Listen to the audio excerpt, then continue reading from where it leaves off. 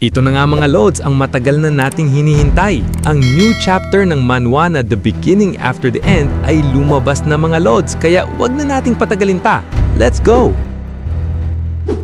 Sa pagsisimula ng chapter mga Lods, ang mga sundalo ay nagmamadaling tumatakbo. Sa palengke ng wall ang mga ordinaryong tao at mga sundalo ay nagmamadali at ang mga sundalo ay nakahanay na sa harapan at naghahanda na sa magiging digmaan. Ang mga merchant ay nagmamadali na din kunin ang kanilang mga gamit at may isang merchant ang napalingon sa likod at nagulat. Sa forging area naman makikita natin ang mga panday na patuloy sa paggawa pa din ng mga gagamitin sa digmaan.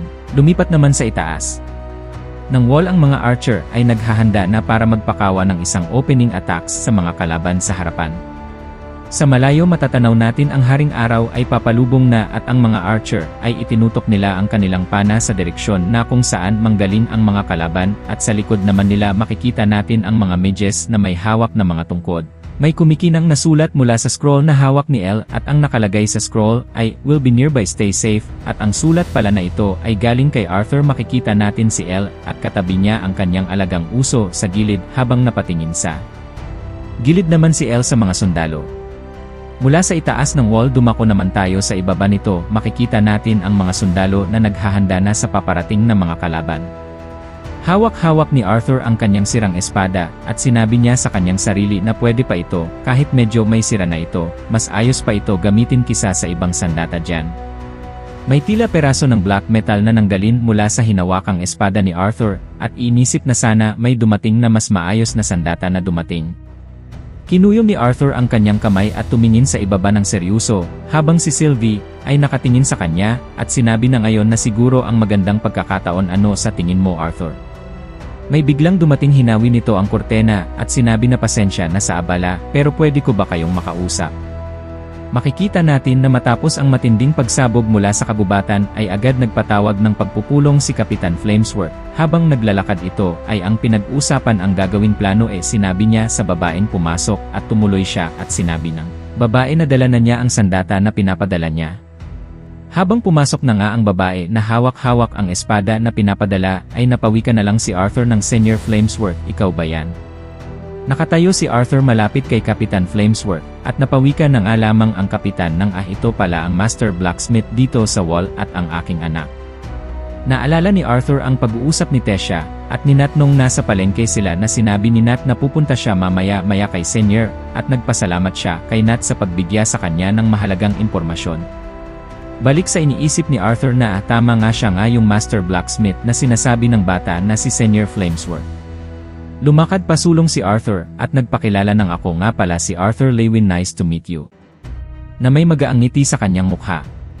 Habang patuloy pa din na iniisip ni Arthur na mukhang may magandang relasyon si Tesha dito kay Senior Flamesworth pero at biglang naputol ng lamang ang kanyang iniisip nang magsalita si Kapitan Flamesworth na "You're just in time" habang itinaas ang kanyang daliri at sininyas na yumuko sa harapan ni Arthur at agad-agad naman itong ginawa ni Senior.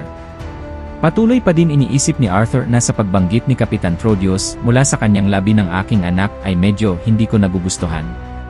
Tumingin sa harapan si Senior Flamesworth at sinabi na magsasalita pa nga lamang si Senior ay sumingit na agad itong si Kapitan Trodius at sinabi na si Senior ay isa sa pinakamagaling na blacksmith sa Sapin at mas lalong diniin pa ni Trodius ang kanyang anak na pati ang Master Blacksmith ng Dark ay hindi mapigilang humanga dahil sa sobrang husay nito sa mana manipulation nito sa fire attribute.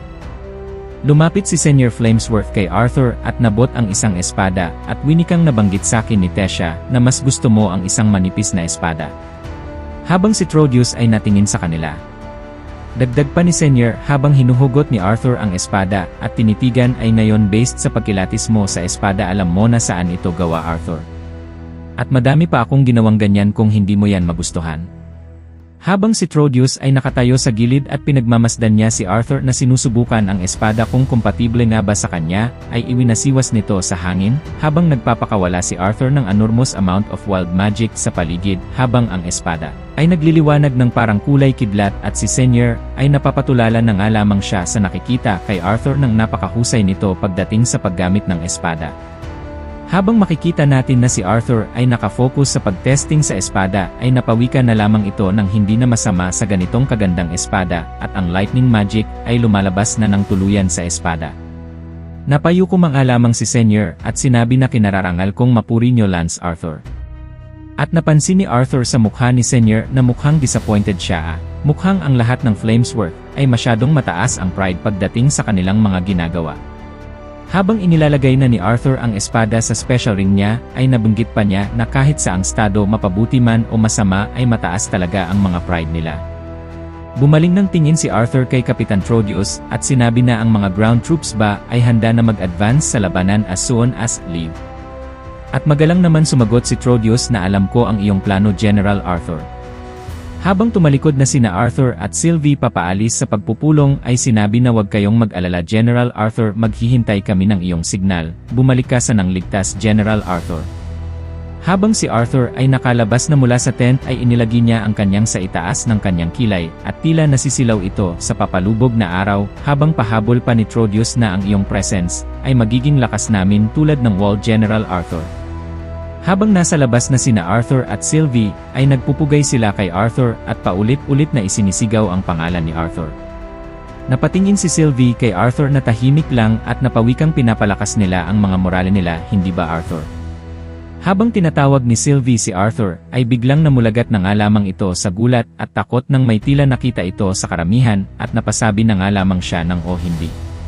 Habang sa tumpok na nagdiriwang na mga sundalo ay nasa gitna ng karamihan ang ama ni Arthur at nasambit na kung andito ang aking ama, hindi maaaring andito din ang aking ina pati na ang Twin Horns, habang sinasabi ni Arthur ito sa kanyang isipan ang kanyang ama ay nakatayo ng matatag habang patuloy na sumisigaw ang mga sundalo sa pangalan ni Arthur. Lumingon si Arthur sa kaliwat kanan at hinahanap ang kanyang ina sa paligid, hindi pwedeng andito sila. Malapad na tumingin pa kanan si Arthur at winika niya sa kanyang sarili na hindi sila pwedeng andito, ang pagkakaalam ko, nasa Blackbend City sila, malayo dito sa gaganaping labanan. Hinawakan ni Sylvie ang kapa ni Arthur ng mahigpit sabay tumingin ng may kumpiyansa siya kay Arthur at sinabi na lahat sila ay nanonood sa iyo Arthur. Iunuko ni Arthur ang kanyang ulo at napasabi ng gusto kong pumunta sa aking ama at sabihan ng wag nang sumali sa gaganaping labanan. At isama ang aking ina pati na ang Twin Horns papalayo dito upang maging ligtas sila. Napahinga na nga ng malalim si Arthur habang nakayuko. Pero hindi ko kayang gawin yon. Makikita naman natin ang ama ni Arthur na nakasaludo sa harapan ng maraming sundalo na tila pinahihiwatig na handa siya sa gaganaping labanan. Dagdag pa ni Arthur na kahit na general siya ay hindi ko basta mapipigilan ang aking ama. Makikita sa mga mata ng kanyang ama ang determination bilang isang sundalo na handang lumaban para sa bayan. Hindi ko talaga mapipigilan ang aking ama ng may determination sa kanyang mga mata. Napatingin mga lamang si Arthur sa harapan at tila nakukonsenya ito na hindi niya magawang mapigilan ang kanyang ama at kung pipigilan naman niya ito ay hindi din siya mapapatawad nito basta-basta. Nawala na ang doubt kay Arthur at itinaas niya ang kanyang kamay at sumaludo na lamang ito na may buong determination sa kanyang mga mata. Sinyalis na pinagkakatiwala ni Arthur ang kanyang ama, habang ang kanyang ama naman ay may masayang tingin sa kanyang anak at tila mas lalong lumalaki ang kumpiyansa nitong ngiti. May masayang ngiti si Arthur at sinabi sa kanyang sarili na kung masusunod lahat at umaayon sa mga plano ay karamihan ng mga sundalo ay siguradong magiging ligtas. May tiwala ako sa aking ama na isa siya sa pinakamalalakas na sundalo, habang si Sylvie ay nababalot na ng purple aura ito. At tuluyang nagbago na nga ng anyo si Sylvie. Makikita natin mga lords ang napakagandang dragon form ni Sylvie, habang si Arthur ay nasa ibaba nito nakatayo, habang ang mga sundalo ay itinaas ang mga braso at mas lalong tumaas ang mga moral nila. At winika ni Arthur na ang totoong labanan ay magsisimula na mula dito. At ang bigat ng mga sitwasyon ay andito na habang niisip ni Arthur ang kanyang kapatid na isinama niya ang kanyang kapatid sa digmaan na ito, makikita naman natin si Elle na naghahanda ng isang opening attacks. Mula naman sa medical team ay ang ina ni Arthur ay naghahanda na ng mga medical equipment, habang si Arthur ay lumulutang malapit kay Sylvie at ang ama naman ni Arthur ay nakatingin sa kanya mula sa ibaba.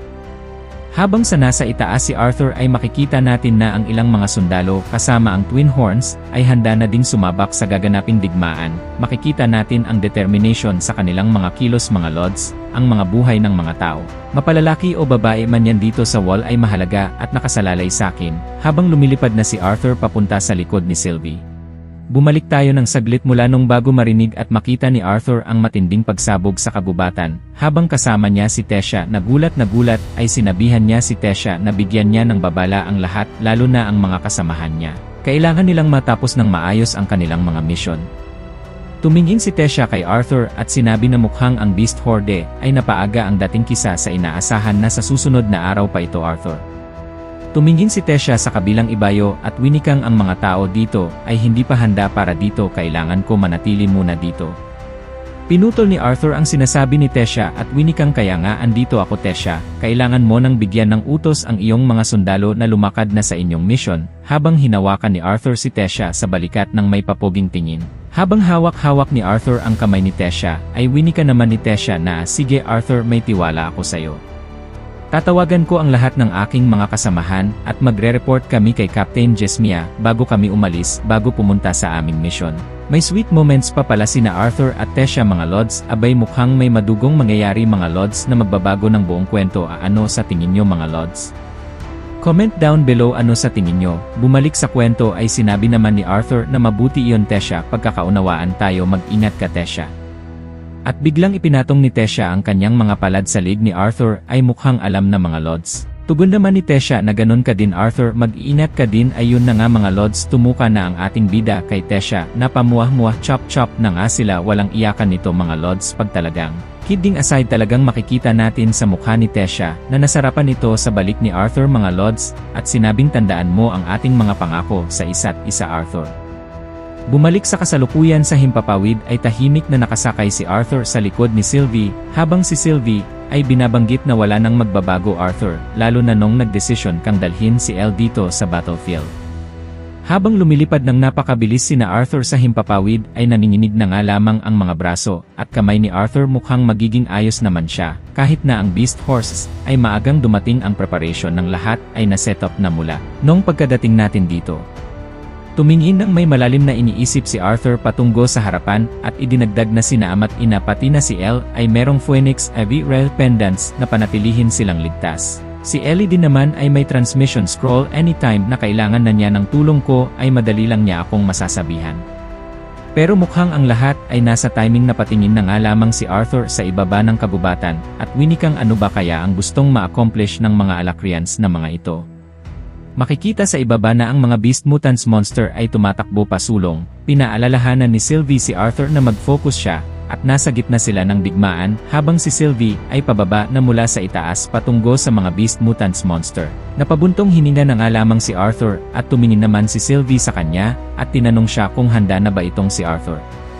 At may kumpayansang ngiti si Arthur at sinabing handang-handa na tulad mo, Sylvie. Nagsimula nang magwala ang mutant monster, habang ang Alacrian's mage ay nasa itaas nito at isinulong ang mga kamay papasugod.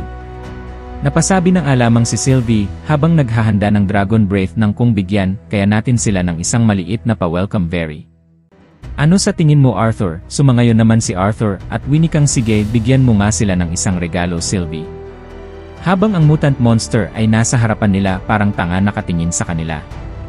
At binuka na ni Sylvie ang kanyang malaking bibig at pinakawalan ang devastating Dragon Breath na pinakawalan ni Sylvie na pag ikaw ay tinamaan, ay si San Pedro talaga ang sasalubong sayo at dito na magsisimula ang matinding labanan, mga Lods. At dito lang nagtatapos ang chapter na ito, mga Lods. Huwag niyong kalimutang mag-like, mag-comment, at mag-subscribe sa YouTube channel natin at mag-follow sa Facebook page. Salamat sa panonood. See you sa next recap. Kung nagustuhan mo ang mga video na ito ka-T-Recap, don't forget to leave a like and subscribe at i-hit mo na rin ang notification bell para updated ka sa mga bago pa natin mga video. Salamat at maasim na araw!